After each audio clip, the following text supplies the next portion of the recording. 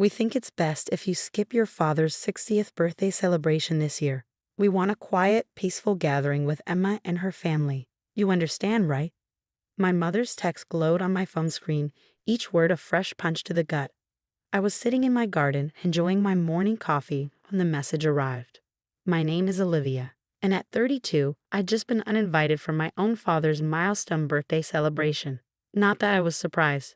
This was just another chapter in my family's ongoing saga of choosing my perfect sister Emma over me. Of course, Mom. Have a wonderful celebration. I typed back, my fingers steady despite the storm brewing inside me. Within seconds, her reply appeared. Thank you for understanding, dear. You know how your father gets when there's tension, and Emma's kids should have a peaceful time with their grandfather. I set my phone down and looked around my carefully tended garden. The roses I planted last spring now in full bloom. Dad had taught me everything I knew about gardening. Every Sunday morning during my childhood, we'd work together in his garden, him teaching me about soil composition and pruning techniques while Emma slept in. But that was before Emma married Michael, a successful surgeon. Before she gave our parents the grandchildren they'd always wanted. Before I chose to become a travel photographer instead of following the safe career path they planned for me. My phone buzzed again. Don't worry, we'll FaceTime you during the cake cutting. Mom's attempt at consolation felt like salt in the wound. I didn't respond this time. Instead, I opened my laptop and pulled up the email I'd been saving. An invitation to photograph a luxury wellness retreat in Bali during the exact dates of Dad's birthday celebration. I'd initially declined, not wanting to miss his 60th, but now? My finger hovered over the accept button when another text came through, this time from Emma. Mom told me about Dad's birthday. It's really for the best, you know. The kids have been so excited about having quality time with Grandpa. Plus, you're always so busy with your photography anyway. That did it. I clicked accept and immediately began planning. What my family didn't know was that over the past 5 years, while they'd been dismissing my career as a hobby, I'd built a significant following on social media. My travel photography had earned me partnerships with luxury resorts worldwide, and my Instagram account had just hit 500,000 followers.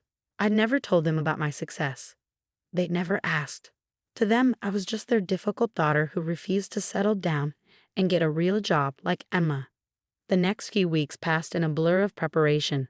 I booked my flights, arranged my equipment, and carefully planned my content strategy for the retreat. Meanwhile, my phone kept buzzing with updates about Dad's birthday plans. We're getting his favorite chocolate cake from Anderson's Bakery, Mom texted. The same bakery where I'd worked my first job, learning to decorate cakes under Mr. Anderson's patient guidance. Dad used to brag to customers about my creations. Emma's kids are preparing a special dance performance. Another text announced. I remembered my own dance recitals, how Dad would sit in the front row, beaming with pride. Now he'd beam at his grandchildren instead, while I was halfway across the world. The day before my flight, I visited Dad's favorite nursery and arranged for a rare orchid variety he'd been trying to grow for years to be delivered to his house in 3 months. The card would read, "Some beauty takes time to bloom. Happy 60th, Dad. Love, Olivia." The morning of my flight to Bali, as my family was probably setting up for Dad's peaceful celebration, I posted my first Instagram story. A photo of my passport and first-class ticket, with the caption, "Off to paradise. Can't wait to share this journey with you all." #luxury travel, #Balabound. I turned off my notifications, knowing my mother's reaction would come soon enough. As the plane took off, I felt a strange mix of sadness and liberation. They'd wanted peace. Well, they were about to get it, along with a front-row seat to the life they'd never bothered to understand. Little did they know, this was just the beginning. The peaceful celebration they'd chosen over me was about to become a masterclass in what they'd been missing all along. As my plane soared over the Pacific, I smiled, thinking about the series of perfectly curated posts I had planned. Sometimes the best revenge isn't confrontation. It's living your best life while they watch from the sidelines. The first week in Bali was a photographer's dream. The luxury wellness retreat was nestled in the hills of Ubud, surrounded by emerald rice terraces and ancient temples.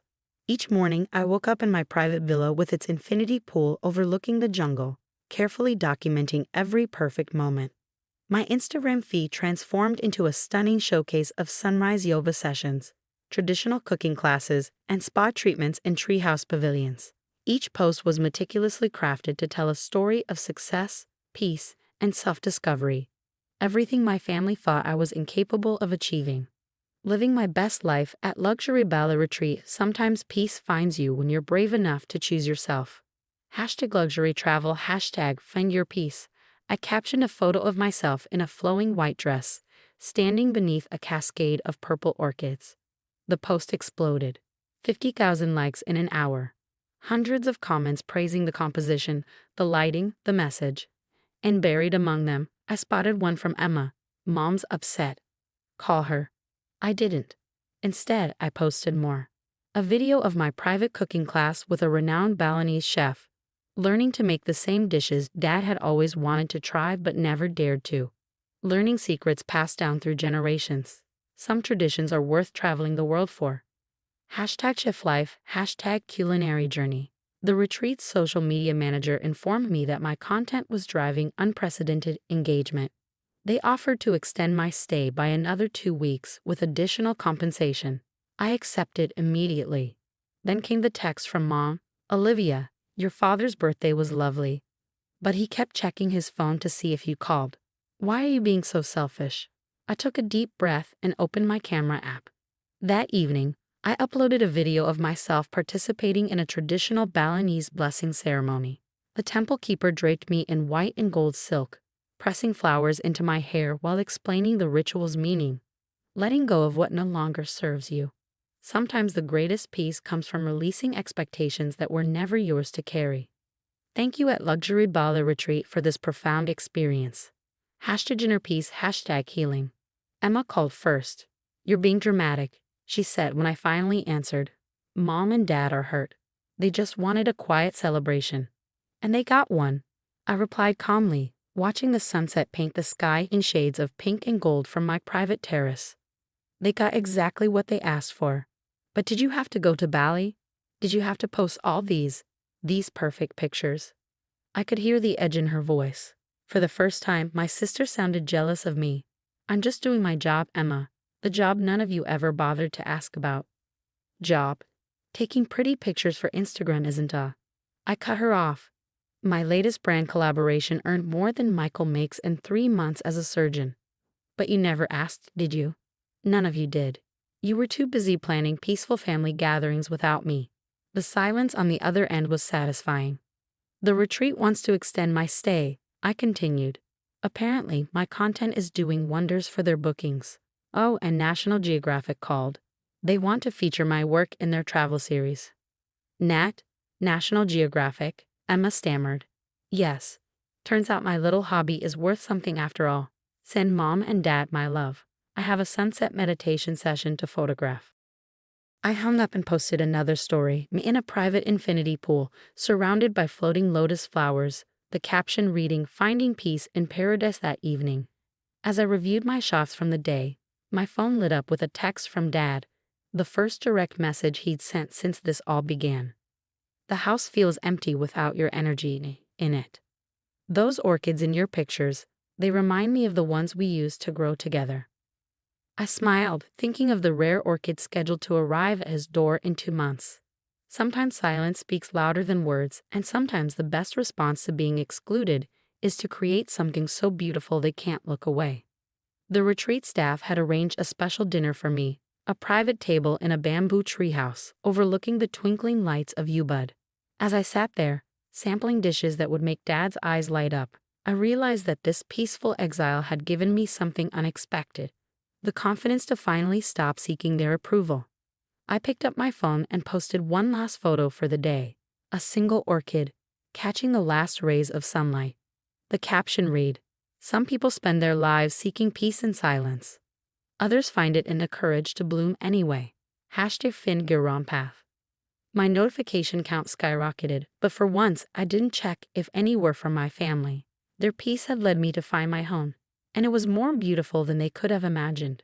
3 months passed like a dream. The 2-week extension at the Bali retreat turned into a series of luxury resort collaborations across Southeast Asia. Each destination brought new opportunities, and my Instagram following doubled. I was no longer just taking pretty pictures, I was building an empire. Then came the morning I'd been waiting for. My phone buzzed with a text from Dad. An orchid arrived today, the exact variety I've tried to grow for years. The card says it's from you. I was sitting in my suite in Singapore, reviewing contracts for my upcoming photography book when his message arrived. I smiled, imagining his face when he saw it. Did you like it? I texted back. It's perfect. But Olivia, why didn't you tell us about any of this? Before I could respond, Mom called. For the first time in months, I answered. The house is filled with photos of your travels, she said, her voice small. Your father printed them from your Instagram. He's been following your journey all along, learning how to use social media just to see what you're doing. I held my breath, waiting. The orchid, he cried when it arrived. Said it reminded him of all the Sundays you spent gardening together. She paused. We've made a terrible mistake, haven't we? You wanted peace, I replied softly. I gave you that. No, she countered. We wanted control disguised as peace. And in the process, we missed seeing the amazing person you've become. Just then, my email pinged, another collaboration offer, this time from a luxury travel magazine. They wanted me to curate their annual Peace and Luxury issue. The irony wasn't lost on me. National Geographic is featuring my work next month, I told her. And I'm publishing a book of my photographs. I would have told you sooner, but you never seemed interested. The silence on her end spoke volumes. We're having a family dinner this Sunday, she finally said. Please come home. No peaceful celebrations or exclusive gatherings. Just us, trying to do better. I looked at my calendar, at the scheduled flights and shoots and meetings that filled every day. Success had brought its own kind of peace, but something was still missing.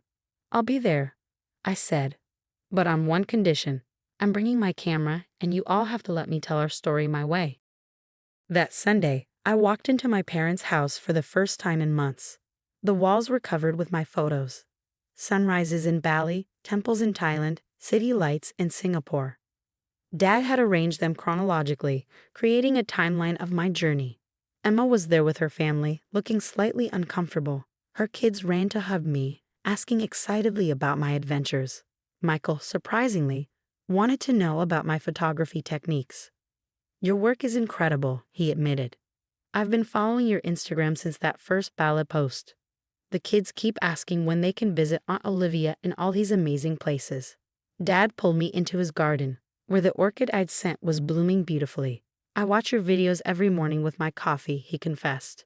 You've seen more of the world than I ever dared to dream of, and the way you capture it, you make peace look beautiful. I took out my camera, not for Instagram or work, but for us. I photographed Dad with his orchid, Mom preparing dinner, Emma teaching her kids about my travel photographs. For the first time, I was documenting our family's story with the same care I gave to luxury resorts and foreign landscapes. Over dinner, they asked real questions about my work, my travels, my life. Emma admitted she'd been jealous of my freedom, trapped in the perfect life she thought she was supposed to want. Mom showed me the folder of my press features she'd been collecting. We're so proud of you, she said, tears in her eyes. I'm sorry we needed you to go halfway around the world for us to see it. Later that evening, I posted one last photo. My family gathered in Dad's garden, the orchid blooming between us, everyone laughing at some forgotten joke. The caption read, sometimes you have to travel the world to find your way home. And sometimes peace isn't about silence, it's about finally being heard. #family reunion #full circle. The post went viral, but for once, I didn't care about the likes or comments. I had found something better than social media success. I had found my way back to my family on my own terms. As I drove home that night, my camera full of family photos and my heart fuller than it had been in months, I realized that the peace my parents had wanted wasn't what any of us needed. Real peace came from acceptance, from understanding, from letting each person bloom in their own way. My phone buzzed with a group text from Dad. Same time next Sunday. Bring your camera. We have years of stories to capture. I smiled. Sometimes the best revenge isn't revenge at all. It's showing them exactly what they almost lost and then giving them a chance to do better. The orchid continued to bloom in Dad's garden, a beautiful reminder that some things are worth waiting for.